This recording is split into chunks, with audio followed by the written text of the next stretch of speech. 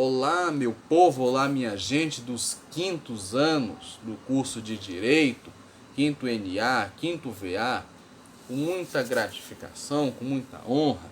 Estamos aqui mais uma vez. Eu sei que boa parte de vocês não vão estar aqui na hora desta aula, porque estaremos diante de um feriado, mas ante a essa situação toda, eu particularmente resolvi então já adiantar pelo menos algumas dessas aulas, certo? Porque assim a gente adianta consequentemente conteúdos e elabora mecanismos, elabora situações nas quais essas aulas possam ser reaproveitadas, possam ser apresentadas ou quem sabe até reapresentadas, né? E assim então vocês não perdem nenhum foco, não perdem nenhum conteúdo. E o conteúdo consequentemente fica à disposição de vocês, certo? Para melhor entendimento, para melhor compreensão, certo? Não está sendo fácil, sei que não está sendo difícil, olha, melhor dizendo, não está sendo fácil, né? Lidar com toda essa situação, certo? Com todas essas questões. E eu acredite, né? Eu particularmente me coloco muito mesmo no lugar de vocês, porque mesmo já tendo concluído o curso, e olha que se tem uma coisa que isso daí não era previsto, era uma situação como essas, né? Sem dúvida alguma que isso não estava dentro do plano de absolutamente ninguém, sabe? Uma coisa dessa natureza que veio só para nos tirar o mínimo de paz que às vezes possuíamos, né? O máximo de tranquilidade que às vezes possuíamos. E querendo ou não, a gente tem que se desdobrar, se reinventar, se comunicar de uma forma mais consistente, mais precisa, mais direta, mais objetiva, mais centrada, né? E dessa forma então estamos aqui buscando o melhor possível para todos, tá?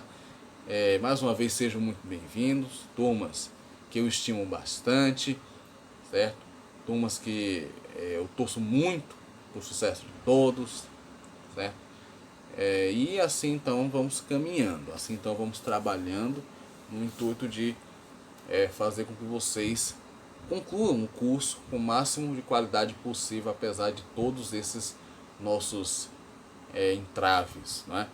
Nossos obstáculos, e dos quais estamos buscando enfrentá-los todos os dias, né? A cada momento, a cada situação nova, né? E assim então vamos trabalhando, tá, meu povo? E conversando com vocês agora, o assunto particularmente que eu vou tratar com vocês hoje, aqui especificamente falando, vai ser o assunto que vai abrir a segunda nota, certo? É o assunto que vai dar início, vai dar abertura à segunda nota.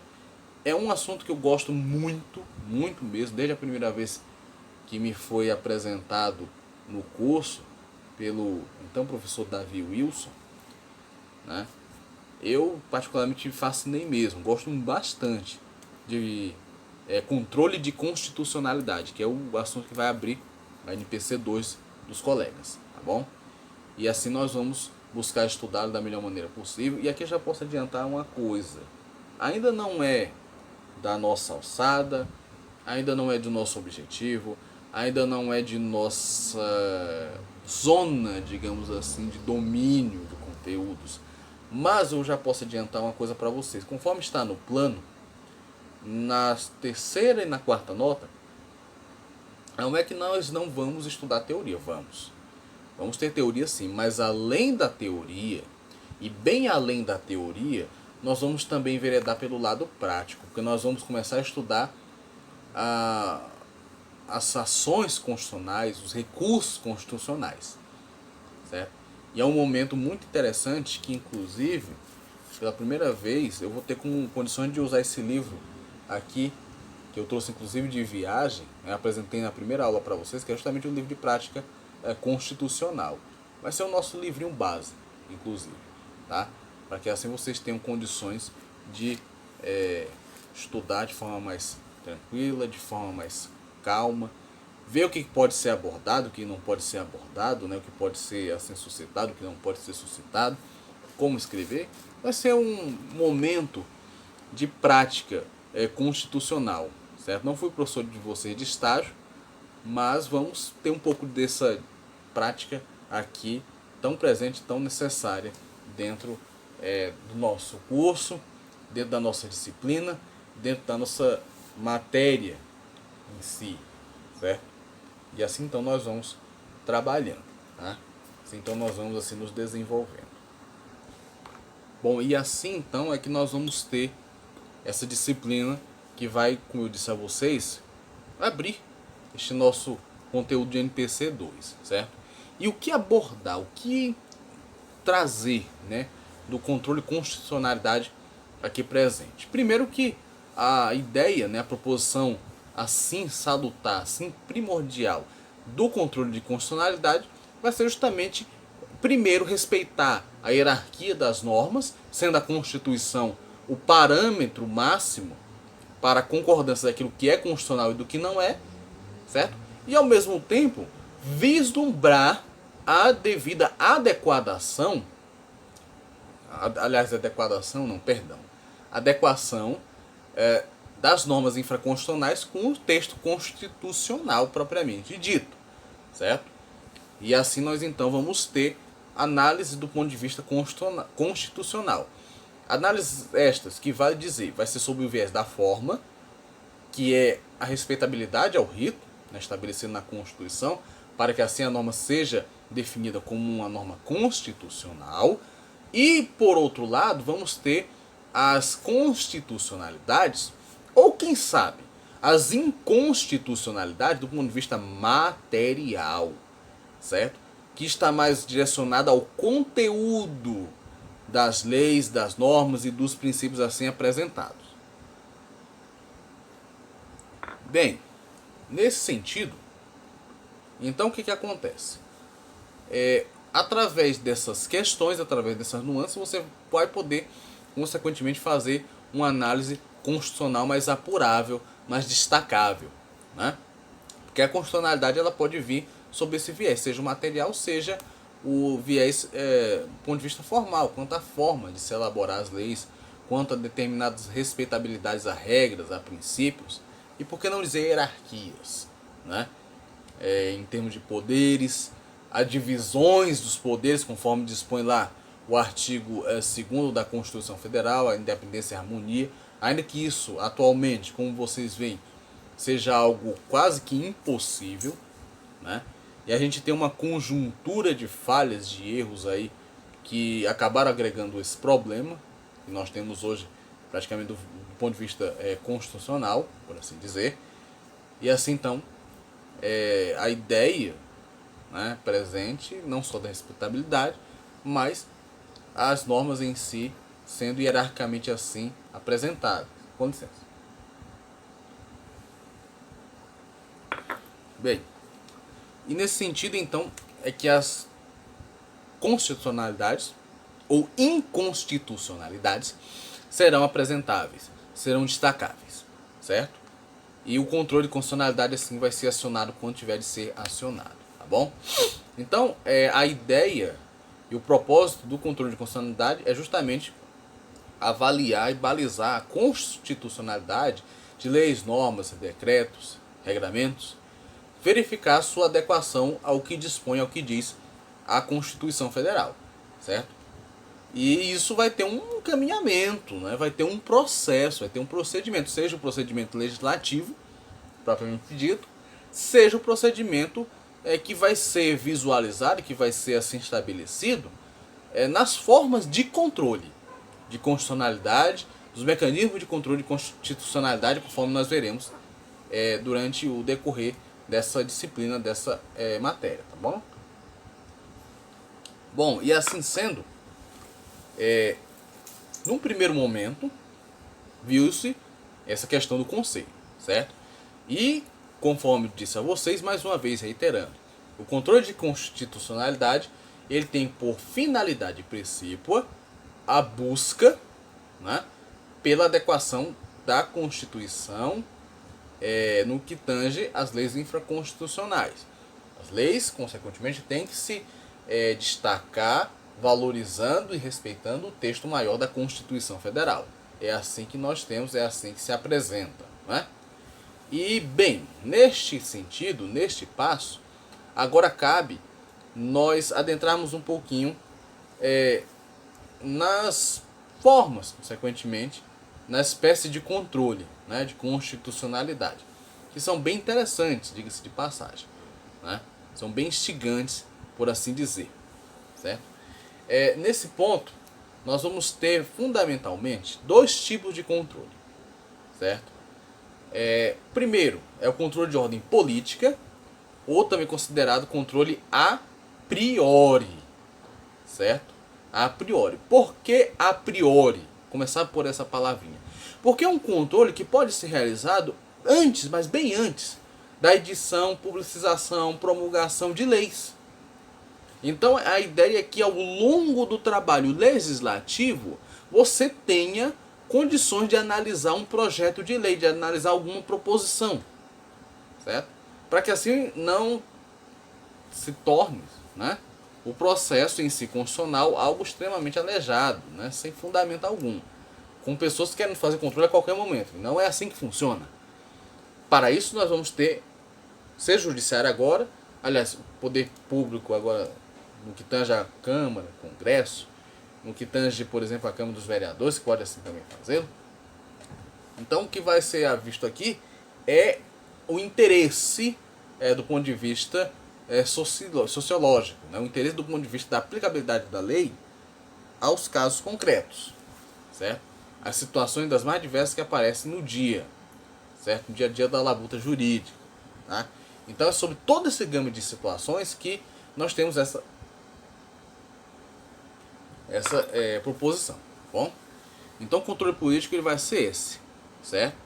E a priori porque antes da edição e promulgação da lei, ele está sendo discutido.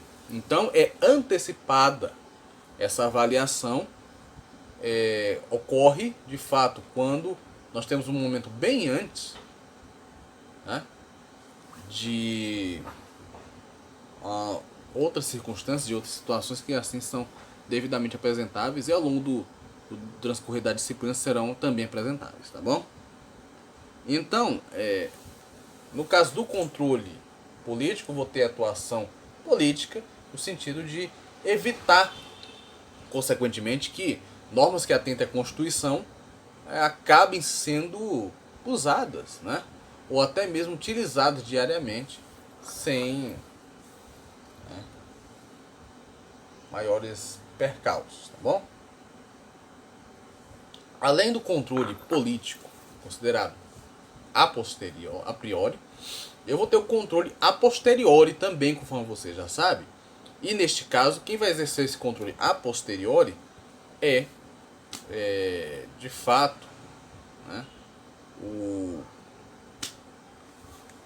Poder Judiciário, que assim o fará tão logo a lei entre em vigor, tão a lei entra em vigência. E assim ele pode fazer esse trabalho, essa análise, tá? O judiciário ele vai de fato entrar em um possível choque, digamos assim, né? E vai entrar numa área em que vai ter que se avaliar a constitucionalidade de leis através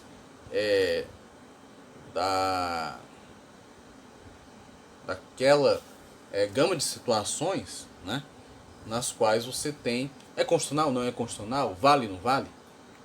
E você, enquanto advogado, luta por um cliente, outro advogado luta por outro cliente. Às vezes dá certo, às vezes não dá. E quando não dá, o que podemos fazer? Aí cabe ao advogado, da melhor maneira possível, assim, responder essas indagações. Ó, bem, fora essa questão, pessoal, fora este aspecto, pode-se questionar o seguinte: mas duas formas de controle não seria necessariamente uma só que caberia de modo salutar ao Poder Judiciário fazer essa análise? De fato, né? De fato nós poderíamos talvez pensar sobre esse viés, mas dificilmente é uma situação que poderá consequentemente acontecer, tá? Consequentemente a ser vivenciada, para a alegria de todos e felicidade geral, então, da nossa nação, né? Bom, pessoal, então, como eu estava comentando, explicando para vocês, é assim que a Constituição ela vai, então, ser, digamos, aplaudida, respeitada, né, do ponto de vista jurídico e assim pragmático, tá bom?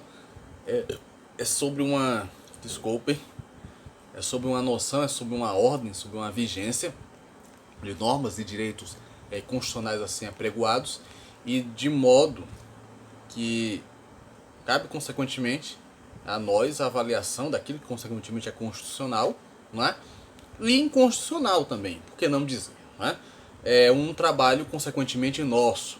Teve algumas coisas dessa matéria de controle de constitucionalidade que eu até já adiantei para vocês, e aqui nós vamos ter a oportunidade de concretizá-las, digamos assim, em nossos conhecimentos, em nossa área de atuação, para que assim não as esqueçamos tão cedo, né? De fato não as esqueçamos, aprendamos mesmo. E, bem, se mais adiante vai mudar alguma coisa ou não, aí é algo que cabe a posteriori mesmo, né, ao Congresso assim avaliar, verificar, vislumbrar, e se for necessário mudar. Aí a gente muda, né? A gente reaprende, porque é assim que a ciência funciona, é assim que o direito vai funcionar também, de forma plenamente perspicaz, né? Plenamente efetiva. E assim então nós vamos trabalhando. Uma coisa que eu poderia já, inclusive, destacar para vocês é o seguinte. Vamos agora para alguns exemplos que eu posso citar para vocês do controle a posteriori, controle judiciário, e do controle a priori, né, o controle político. Como exemplo do controle político, certo? Além, no nosso caso, especificamente falando, né, além das CCJs da Câmara, das CCJs do Senado, eu vou trazer para vocês um exemplo que vem de outro país, né? Vocês sabiam que na França esse controle político ele vai ser exercido também pelo parlamento francês, mas antes da proposta de emenda à Constituição, antes de uma lei adentrar no parlamento francês, ser votada pelo parlamento francês e depois sancionada pelo presidente da República, ainda tem uma outra coisa, que é o fato de o projeto de lei ser analisado pelo chamado Conselho, né, Constitucional francês, certo? Aí fica a critério, inclusive, dos colegas avaliar se esse conselho ele seria válido, né, digamos assim, se o Brasil quisesse adotar, que é uma coisa praticamente que só existe, bem dizer, na França. A ideia da existência desse Conselho Constitucional francês. É um conselho que ele é formado por 2 ex-presidentes, aí você tem o presidente da Câmara, você tem um presidente do Senado, e você tem outras 4 vagas que são destinadas a membros da sociedade, certo? Pessoas que representam o povo que compõe esse conselho.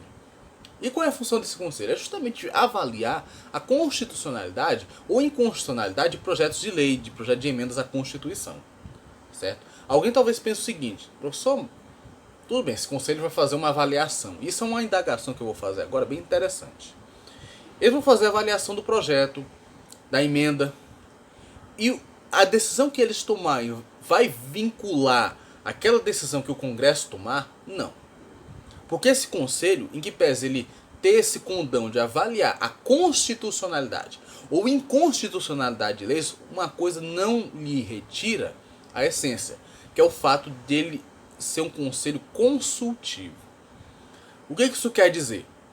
Ele está lá apenas para consultas, para ser consultado. Se acata, se não acata, o que poderia ser melhorado na lei, é um órgão que vai auxiliar de fato o Congresso, que vai auxiliar de fato o Senado, de fato os integrantes da Câmara dos Deputados. Ele não tem o fator vinculativo, ou seja, se o Conselho Constitucional avaliou de uma forma, cabe ao Legislativo avaliar exatamente do mesmo jeito, da mesma forma, estritamente alinhado com tudo aquilo que foi dito, que foi destacado pelo Conselho Constitucional. Não tem isso. É um órgão consultivo. O que ele deliberar, pode o parlamento aceitar, pode o parlamento recusar. pode o parlamento votar o projeto na íntegra, da forma como ele foi apresentado lá no Conselho Constitucional, certo? Isso é destacável. Aí depois passa-se pelo crivo do Conselho, aí o parlamento avalia. O parlamento faz todas as ponderações necessárias. É claro que um órgão com essa forma, né?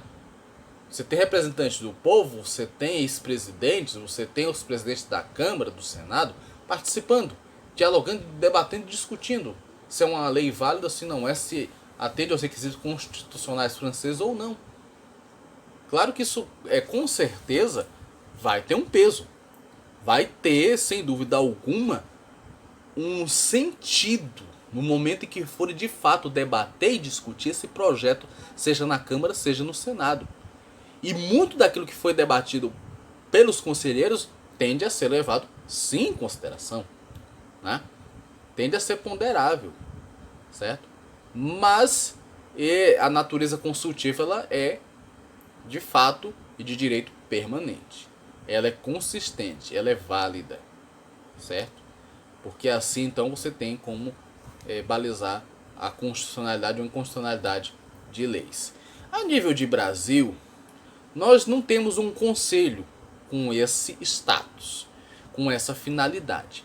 Mas nós temos as câmaras, seja dos deputados, sejam as câmaras, inclusive até de vereadores, que trazem um pouquinho daquilo que é assim veiculado no Congresso Nacional, no sentido de que nós temos as chamadas Comissões de Constituição e Justiça, né? A CCJ, que temos lá no Congresso Nacional, tanto na Câmara quanto no Senado, certo? Quando um projeto de lei é apresentado, ele passa pela CCJ. Ele é validado, ele é analisado, ele é pormenorizado pela CCJ, certo?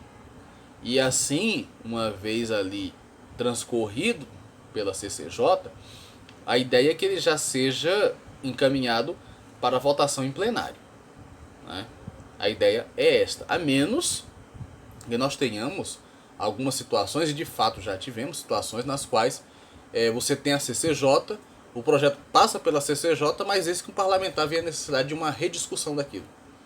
E aí o projeto, por exemplo, ele sai da CCJ e vai ser discutido em outra comissão, seja da Câmara ou seja do Senado, né? Digamos aí, por exemplo, reforma previdenciária. Foi debatida na CCJ. Passou da CCJ, foi para a comissão relativa a orçamentos. Digamos que essa comissão, por sua vez, destacou o projeto para ir até a Comissão de Direitos Humanos, dentro de um aspecto de hipótese de ser uma previdência predatória. Então, nada mais significativo de verificar a viabilidade, né, a constitucionalidade disso, se isso não afeta direitos e garantias fundamentais de forma direta, de forma tão implícita, né, tão assim verossímil, né? Então isso pode acontecer até de fato chegar ao plenário da Câmara dos Deputados para ser votado, né? Para ser assim visualizado, tá? Bom, e então nós vamos ter essas comissões que vão ter essa responsabilidade, certo? Elas terão consequentemente essa responsabilidade de assim verificar, de assim validar esses elementos de ordem constitucional, de ordem assim a serem apurados, a serem verossímeis, né? Do ponto de vista da comparação daquilo que é apresentado com o que a Constituição assim apresenta, vincula, tá? Bom, pessoal, eu vou dar uma pequena trégua daqui a pouco e depois retorno para a gente dar uma continuidade, especificamente falando nessa parte do controle de constitucionalidade ainda a priori e já veiculando com o controle de constitucionalidade jurídico, por assim dizer, com o controle de constitucionalidade a posteriori, tá bom? Daqui a pouquinho nós vamos então encaminhar nisso. E nesse sentido é que eu vou ter, consequentemente, a forma de controle de constitucionalidade que se expressa dentro do nosso ordenamento jurídico, beleza? A Câmara vai ter a sua comissão, certo? Passou de todo o trâmite da Câmara, aí nós vamos então para o Senado, em que ele também vai ter a sua Comissão de Constituição e Justiça, certo? E assim vai ter a validação, vai ter, consequentemente, as votações. Pode ser que saia dessa Comissão de Constituição e Justiça para outra comissão, para uma análise mais aprofundada, certo? É o mesmo trabalho que a Câmara vai exercer, o Senado também tende a exercer, para fazer com que essa norma, com que essa lei tenha a sua devida. Muito bem, então. Nesse sentido, nós teremos, passando-se, né, pelas comissões de Constituição e Justiça, por outras comissões, se assim for necessário, e uma vez comatando e suplantando tudo isto, aí nós vamos ter então a sanção presidencial conferindo a validade devida a essas normas, a essas garantias que, passado por todo este crivo, foram então julgadas constitucionais, foram então validadas, tá? E assim nós então teremos a Constituição plenamente respeitada, plenamente assim assegurada, tendo controle a posteriori, certo?